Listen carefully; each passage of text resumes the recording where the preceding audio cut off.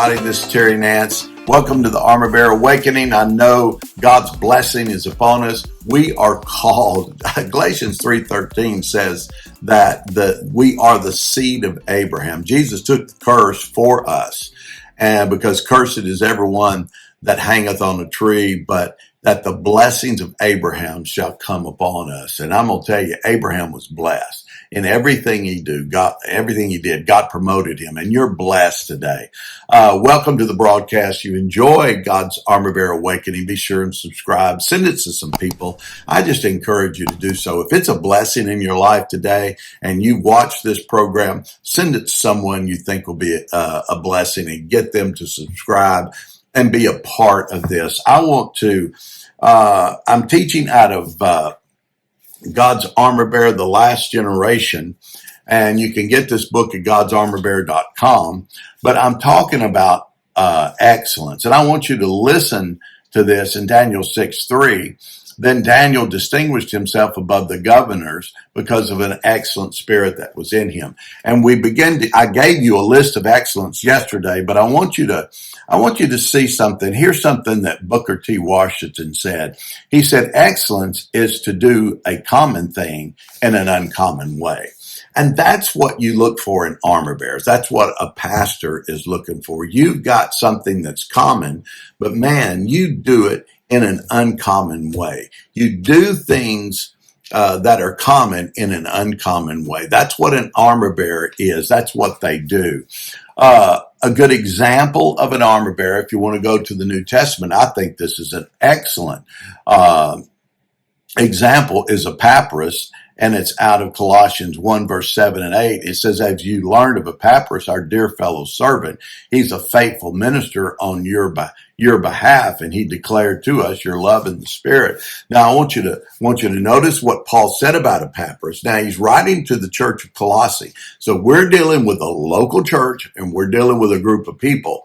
And Paul says this about Epaphras. He says, man, Epaphras, he's an armor bearer. Let me tell you something about you guys. He is faithful. Man, I have seen how much he loves you guys. He prays for you guys. But I want to tell you, he is faithful. He is a dear fellow servant. I want you to notice that. Didn't say he's a dear fellow prophet. He's a dear fellow apostle. No, he said he's a servant, man. He is here to serve. That is where ministry starts, is the heart of an Epaphras. It is the heart that is there to serve. And that's what Paul said about him. And then he said, and I want to read this. Here we see Epaphras was a true armor bearer to Paul. He carried a servant's heart, connected the love that Paul had for the church at Colossae. He truly represented Paul's heart of the passion for the church. He was also a faithful minister to the church. He was there for the purpose of caring for the flock at Colossae. Paul had full confidence that the armor bearer Epaphras was there to pray and minister to the church in the good times and the hard times. He was a proven minister on their behalf. Armor bearer Epaphras was an encourager to the church at Colossae. Now notice this, Colossians 4:12. Epaphras, who is one of you, who's a bondservant of Christ. Notice that's the second time Paul uses the word servant.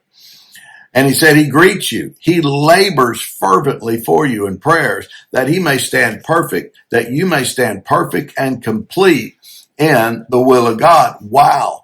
For Paul to have said that, he must have been in intercession for the church of Colossae. They must have been in prayer. And he and Epaphras were praying for the church of Colossae and for the people. And as Paul's praying, man, he's praying to God, but he's hearing Epaphras pray. And finally he stops and says, Epaphras, take the lead on this. Man, Epaphras begins to say, Father, I thank you for the church. I thank you for your calling on my life to the church. I pray for the people. I break the power of the devil over any influence coming into the people. I thank you, Father, you're raising them up as sons and daughters of God. I thank you for the love and the unity. And just, man, he heard Epaphras pray and he said, my goodness gracious, this man has a fervency beyond anything I can understand. I mean, he loves you guys. He's praying for you guys. He's got you in his heart. And Paul recognized that. And he said, man, there's an armor bearer, because he was a bondservant of Jesus Christ. He was a servant of Paul, and he was a servant of Colossae. So you see the heart. And it says, I bear him witness that he has a great zeal. The thing about the word zeal, of course, we think, oh man, that's a ball game. Wow, we're all zealous over our football team. But, the word zeal in the Greek, that's not what he was saying, that he was enthusiastic over the church. He was your cheerleader. No, what he was saying, the word is indignant. This man is indignant over you. So when Paul says, I bear him witness that he has an indignation toward you, that I don't know what the situation was, but somewhere Paul and Epaphras were together. Maybe something was said about the church of Colossae, and Epaphras stood up and just said, no, you're not going to talk about my church. I love my church, and this is what God's called me to. And then Paul said, man, I bear witness. This man has an indignation for you. A true armor bearer will be indignant for his church. And I just pray today, there just comes a Spirit of God on you to pray for your leader, pray for your church, become indignant, that you love your church and you're thankful for what God is doing. There's no perfect church, believe me.